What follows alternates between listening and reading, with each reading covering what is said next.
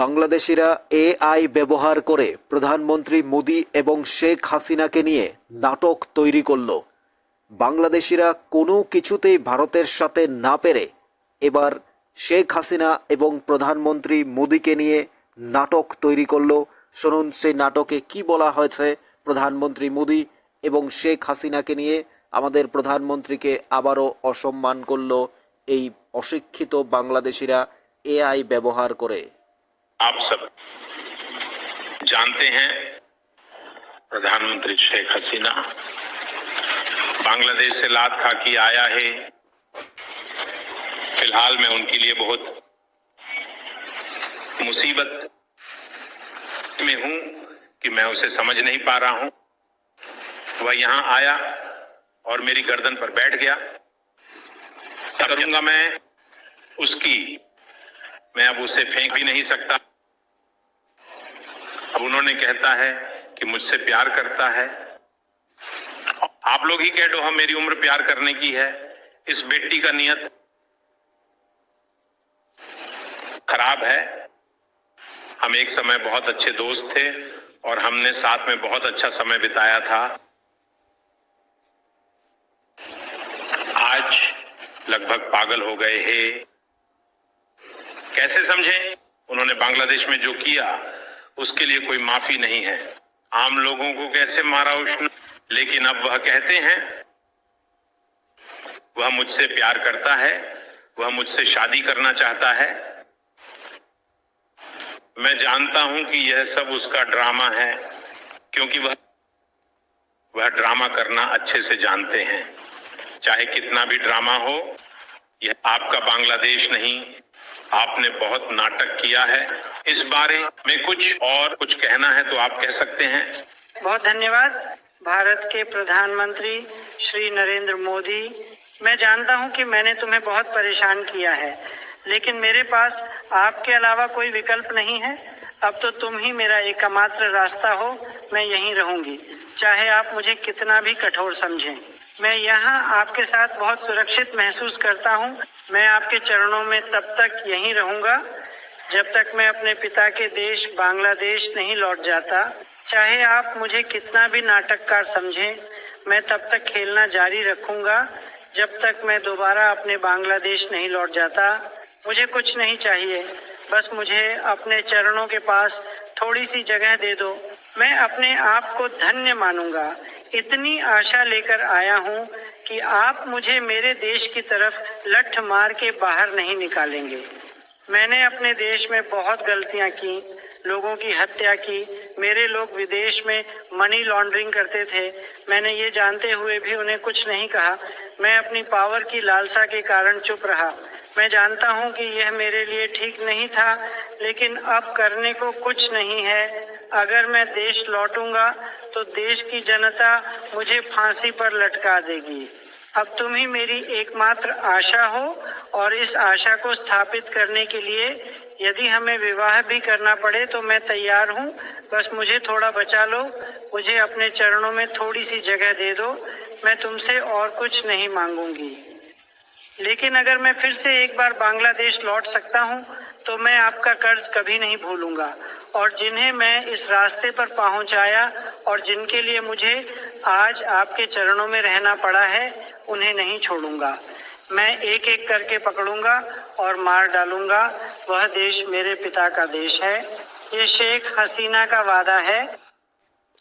শুনলেন বক্তব্য বাংলাদেশের প্রাক্তন প্রধানমন্ত্রী শেখ হাসিনা এবং প্রধানমন্ত্রী মোদিকে নিয়ে বাংলাদেশের এআই তৈরি করার নাটক, যেটা ভারতের প্রধানমন্ত্রী এবং বাংলাদেশের প্রধানমন্ত্রী শেখ হাসিনাকে একটা নাটকে বেঁধে দিয়েছে, যা অত্যন্ত লজ্জার। এবার ভারতীয়রা সত্যিকারের অর্থে ব্যবস্থা নেওয়া উচিত তাদের উদ্দেশ্যে, এবং যে সমস্ত বাংলাদেশিরা এইসব কর্মকাণ্ডের সাথে জড়িত, ভারতের প্রধানমন্ত্রী মোদি এবং শেখ হাসিনাকে নিয়ে এইভাবে এআই তৈরি করে যেটা সোশ্যাল মিডিয়ায় ছড়িয়ে আমাদের বিভ্রান্তি করছে এবং জনমনে একটা অশান্তি তৈরি করছে, আমাদের প্রধানমন্ত্রী নরেন্দ্র মোদিকে লজ্জা দিচ্ছে।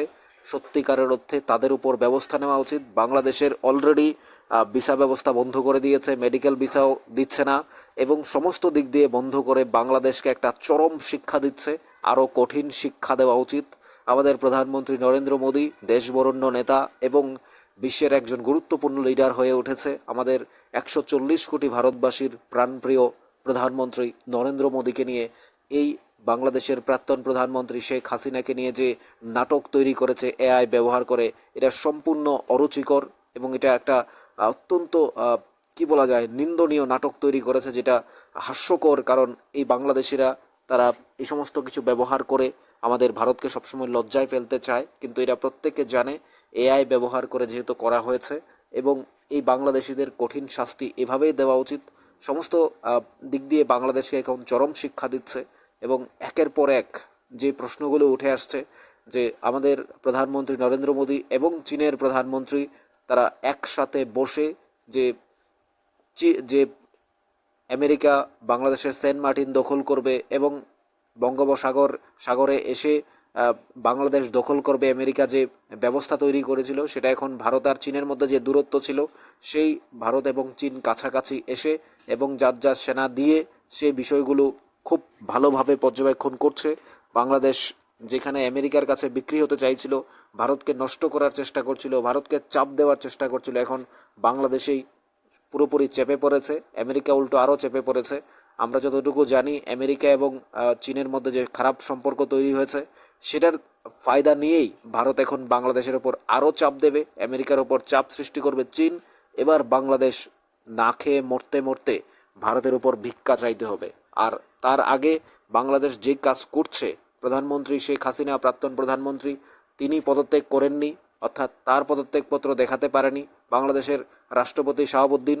তিনি বলেছেন যে একটা সাংবাদিক সম্মেলন মধ্য দিয়ে তিনি বলেছেন যে শেখ হাসিনা পদত্যাগপত্র দেয়নি, পদত্যাগ জমা করেনি। অর্থাৎ বাংলাদেশে আবারও শেখ হাসিনা যাচ্ছেন এবং বাংলাদেশে আবারও শেখ হাসিনাই হবেন প্রধানমন্ত্রী। ডাক্তার ইউনূসের পতন শেষ এখানেই।